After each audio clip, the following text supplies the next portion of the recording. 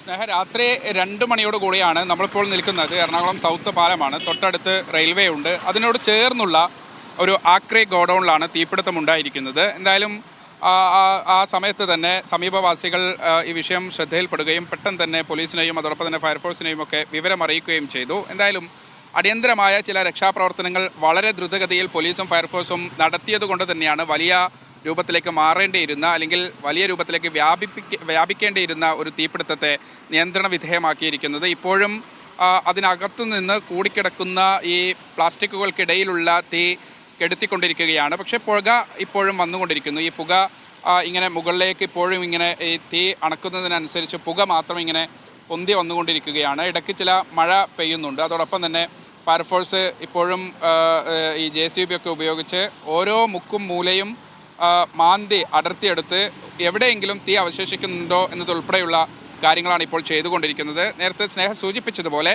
ഈ ആക്രി ഗോഡൗൺ പ്രവർത്തിച്ചത് ഫയർഫോഴ്സിൻ്റെ NOC ഇല്ലാതെയാണ്. ഒപ്പം തന്നെ അഗ്നിരക്ഷാ മാർഗങ്ങൾ കൃത്യമായി തന്നെ അവലംബിക്കുന്നതിൽ അവർക്ക് കൃത്യമായ വീഴ്ച സംഭവിച്ചിട്ടുണ്ട് എന്നത് ഫയർഫോഴ്സ് ഉദ്യോഗസ്ഥർ തന്നെ വ്യക്തമാക്കുന്നുണ്ട്. ഇത് സംബന്ധിച്ച നടപടി ഉണ്ടാകും. ഒപ്പം തന്നെ കണയന്നൂർ താലൂക്ക് ഓഫീസർ തഹസിൽദാർ ഇവിടെ എത്തിയിരുന്നു. അദ്ദേഹവും പറഞ്ഞത് കളക്ടർക്ക് ഒരു പ്രാഥമിക റിപ്പോർട്ട് നൽകിയിട്ടുണ്ട്. എന്താണ് ഈ അപകടം സംബന്ധിച്ചുള്ള വിവരങ്ങൾ, ഒപ്പം തന്നെ എത്ര നാശനഷ്ടങ്ങളുണ്ട്, ഒപ്പം തന്നെ ഏതൊക്കെ തരത്തിൽ വീഴ്ചകളുണ്ടായി എന്നതുൾപ്പെടെയുള്ള പ്രാഥമികമായ ഒരു റിപ്പോർട്ട് തഹസിൽദാർ ജില്ലാ കളക്ടർക്ക് കൈമാറിയിട്ടുണ്ട്. അതനുസരിച്ചുള്ള നടപടിക്രമങ്ങൾ വരും മണിക്കൂറുകളിലും ദിവസങ്ങളിലുമൊക്കെ ഉണ്ടാകുമെന്നുള്ളൊരു കാര്യം കൂടി തഹസിൽദാർ മീഡിയ വണിനോട് പങ്കുവയ്ക്കുന്നുണ്ട്. എന്തായാലും നിലവിൽ വലിയ പ്രശ്നങ്ങളില്ലാതെ ഒരു വലിയ അപകടത്തിലേക്ക് പോകേണ്ടിയിരുന്ന ഒരു തീപിടുത്തം ഫയർഫോഴ്സിൻ്റെയും അതോടൊപ്പം തന്നെ പോലീസിൻ്റെയും സമീപവാസികളുടെയും ഒക്കെ വളരെ ദ്രുതഗതിയിലുള്ള ഒരു ഇടപെടൽ കൊണ്ട് ഇല്ലാതായിരിക്കുന്നു എന്നുള്ളത് തന്നെയാണ് ഏറ്റവും പ്രധാനപ്പെട്ട ഒരു കാര്യം. ഈ ഗോഡൗണിനോട് ചേർന്ന് ഒരു റോഡുണ്ട്. അതിനോട് ചേർന്ന് പോകുന്ന ഒരു ചെറിയ ഒരു 8 അടി വഴിയാണ്. അതിനോട് ചേർന്നാണ് തൊട്ടടുത്ത് റെയിൽവേ സ്റ്റേഷൻ ഉള്ളത്. റെയിൽവേ പാതയുണ്ട്. എറണാകുളം സൗത്തിൽ നിന്ന് മറ്റു ഭാഗങ്ങളിലേക്ക് പോകുന്ന പ്രധാനപ്പെട്ട റെയിൽവേ ട്രാക്കാണ്. ഈ സമയത്ത് അടിയന്തര ഘട്ടത്തിൽ ഏകദേശം 2-2.5 മണിക്കൂറോളം ഈ ട്രെയിനുകളൊക്കെ ഗതാഗതം പൂർണ്ണമായി പിടിച്ചിടുന്ന രൂപത്തിലേക്ക് വരെ രക്ഷാപ്രവർത്തനങ്ങൾ ഏകോപിപ്പിക്കപ്പെട്ടു. എന്തായാലും തത്സമയമായ വളരെ ദ്രുതഗതിയിലുള്ള ഇടപെടൽ കൊണ്ട് തന്നെ ഏറ്റവും വലിയ രൂപത്തിലേക്ക് പോകേണ്ടിയിരുന്ന ഒരു അപകടത്തെ വളരെ നിയന്ത്രണ വിധേയമാക്കാൻ കഴിഞ്ഞു എന്നുള്ളത് തന്നെയാണ് ഏറ്റവും പ്രധാനപ്പെട്ട ഒരു കാര്യം.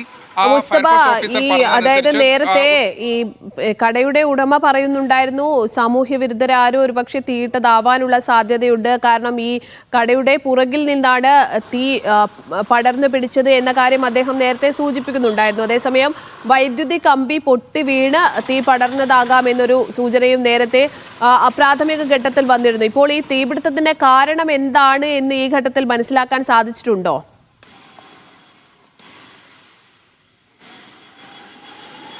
സ്നേഹ, പലതരത്തിലുള്ള അഭ്യൂഹങ്ങളുണ്ട്. അതിൽ കടയുടമ പറയുന്നത് ഏറ്റവും പുറകുവശത്തു നിന്നാണ്, ഒരു വർക്ക്ഷോപ്പിനോട് ചേർന്നുള്ള ഒരു പുറകുവശത്തു നിന്നാണ് തീ പടർന്നത്. അവിടെ എന്തായാലും ഇലക്ട്രിസിറ്റി ഇല്ല, അതുകൊണ്ട് ഷോർട്ട് സർക്യൂട്ടിനുള്ള സാധ്യത ഇല്ല എന്ന് പറയുന്നുണ്ട്. ഒപ്പം തന്നെ ഇതിനോട് ചേർന്ന് ട്രാൻസ്ഫോമറും വലിയ രൂപത്തിലുള്ള വൈദ്യുതി ലൈനുകളുമൊക്കെ പോകുന്നുണ്ട്. അവിടെ നിന്ന് ഏതെങ്കിലും തരത്തിൽ സ്പാർക്ക് ഉണ്ടായി ഇങ്ങോട്ടേക്ക് വന്നോ എന്നതുൾപ്പെടെയുള്ള കാര്യങ്ങൾ അന്വേഷിക്കപ്പെടേണ്ടതുണ്ട് എന്നുകൂടി അദ്ദേഹം പറയുന്നുണ്ട്. ഒപ്പം തന്നെ ഏതെങ്കിലും തരത്തിൽ സാമൂഹ്യ വിരുദ്ധരാരെങ്കിലും സിഗരറ്റോ മറ്റോ വലിച്ചോ അല്ലെങ്കിൽ ഏതെങ്കിലും തരത്തിൽ തീ അശ്രദ്ധ മൂലം കൈകാര്യം ചെയ്യുന്നതിലൊക്കെ വീഴ്ചയുണ്ടായി എന്നതുൾപ്പെടെയുള്ള ആ തരത്തിലുള്ള സാധ്യതകളും പറഞ്ഞു കേൾക്കുന്നുണ്ട്. എന്തായാലും ഫയർഫോഴ്സിനോ പോലീസിനോ അല്ലെങ്കിൽ കടയുടമക്കോ ഇതുവരെ ഏതെങ്കിലും തരത്തിൽ തീ പടരാനുണ്ടായ സാഹചര്യത്തെക്കുറിച്ചുള്ള ഏതെങ്കിലും തരത്തിൽ ഔദ്യോഗിക സ്ഥിരീകരണം ഇനിയും ഉണ്ടായിട്ടില്ല. അത് വരും മണിക്കൂറുകളിൽ ഉണ്ടാകേണ്ടതുണ്ട്. പോലീസും ഒക്കെ അന്വേഷണം തുടങ്ങിയിട്ടുണ്ട്. ഒപ്പം തന്നെ ഫയർഫോഴ്സും നേരത്തെ പറഞ്ഞതുപോലെ ചില പ്രാഥമികമായ നിരീക്ഷണങ്ങളും അന്വേഷണങ്ങളും ഒക്കെ അവരും നടത്തുന്നുണ്ട്. എന്തായാലും തീപിടുത്തത്തിൻ്റെ കാരണം ഇനിയും വ്യക്തമാകേണ്ടതുണ്ട്. ഏറ്റവും പ്രധാനപ്പെട്ട ഒരു കാര്യം,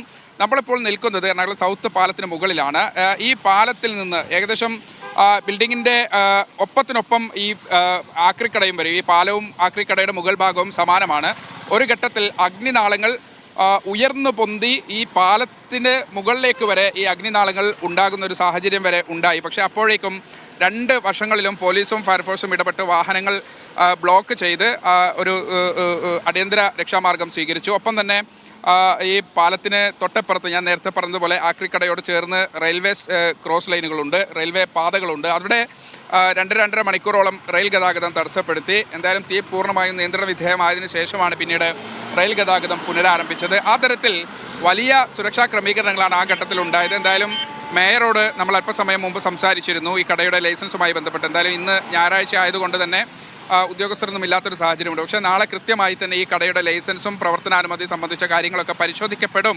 നടപടികൾ ആവശ്യമെങ്കിൽ കർശനമായി തന്നെ സ്വീകരിക്കുമെന്ന് കൊച്ചി മേയർ അനിൽകുമാർ മീഡിയ വണ്ണിനോട് പറഞ്ഞിട്ടുണ്ട്. എന്തായാലും പ്രധാനപ്പെട്ട ചില വസ്തുതകൾ ഇതുമായി ബന്ധപ്പെട്ട് നമുക്കൊന്ന് സമ്മറൈസ് ചെയ്താൽ, രാത്രി 2-2:30 മണിയോടുകൂടി വലിയ രൂപത്തിൽ ഈ ആക്രിക്കടയ്ക്ക് തീപിടിക്കുന്നു. തൊട്ടടുത്തുള്ള സരസ്വതി ചേച്ചി നേരത്തെ മീഡിയ വണ്ണിനോട് പറഞ്ഞതാണ്, വലിയ രൂപത്തിൽ അവർ രാത്രി ഉണർന്ന സാഹചര്യത്തിലാണ് ഈ തീ കാണുന്നത്. വലിയ പൊട്ടിത്തെറി കൂടി അവരുടെ ശ്രദ്ധയിൽപ്പെട്ടു. അങ്ങനെ അവർ പെട്ടെന്ന് തന്നെ ഈ സമീപത്തു നിന്ന് മാറിപ്പോവുകയും അടിയന്തരമായി തന്നെ പോലീസിനെയും ഫയർഫോഴ്സിനെയും ഒക്കെ വിളിച്ച് അറിയിക്കുകയും ചെയ്തു. അങ്ങനെ ഒരു പെട്ടെന്ന് തന്നെ തീ കാണാൻ കഴിഞ്ഞത് അല്ലെങ്കിൽ ശ്രദ്ധയിൽപ്പെട്ട കാരണം കൊണ്ടാണ് പെട്ടെന്ന് തന്നെ, അപ്പോൾ ആ സമയം മറ്റു സ്ഥലങ്ങളിലേക്കൊന്നും തീ വ്യാപിച്ചിട്ടില്ല. പകരം പുറകുവശത്ത് ഇങ്ങനെ തീ പിടിച്ചു വരുന്ന ഒരു ചെറിയ രൂപത്തിലുള്ള തീ മാത്രമാണ് ഉണ്ടായിരുന്നത്. അതിനുശേഷം പിന്നീട് തീ ഫയർഫോഴ്സ് എത്തി നിയന്ത്രണ വിധേയമാക്കി. പക്ഷേ ആദ്യഘട്ടത്തിൽ തൊട്ടടുത്തേക്ക് വരാൻ ഫയർഫോഴ്സിന് ബുദ്ധിമുട്ടുണ്ടായിരുന്നു. കാര്യം വലിയ രൂപത്തിൽ ചൂടുണ്ടായിരുന്നു. അതോടൊപ്പം തന്നെ തീ ഇങ്ങനെ വ്യാപിച്ചുകൊണ്ടിരിക്കുന്ന ഒരു ഘട്ടമാണ്. അപ്പോൾ ഫയർഫോഴ്സിൻ്റെ വാഹനം തൊട്ടടുത്തേക്ക് കൊണ്ടുപോകാൻ കഴിഞ്ഞില്ല. അപ്പോൾ നമ്മളിപ്പോൾ നിൽക്കുന്ന ഈ സൗത്ത് പാലത്തിന് മുകളിൽ നിരനിരയായി ഫയർ എഞ്ചിനുകൾ നിർത്തിയിട്ട് ഇവിടെ നിന്ന് വെള്ളം പമ്പ് ചെയ്താണ് കുറച്ചെങ്കിലും തീ നിയന്ത്രണ വിധേയമാക്കിയത്. അതിനുശേഷം പിന്നീട് 2 ചെറിയ വാഹനങ്ങൾ ഇതിനോട് ചേർന്നുള്ള ചെറിയ പാലത്തിന് സമീപമുള്ള സർവീസ് റോഡിലൂടെ കയറ്റി ഇതിനകത്തേക്ക് കൂടി വെള്ളം ചീറ്റി തുടങ്ങിയപ്പോഴാണ് പിന്നീട് തീ പൂർണ്ണമായും ഒരു വരുതിയിലാക്കാൻ കഴിഞ്ഞത് അല്ലെങ്കിൽ നിയന്ത്രിക്കാൻ കഴിഞ്ഞത്.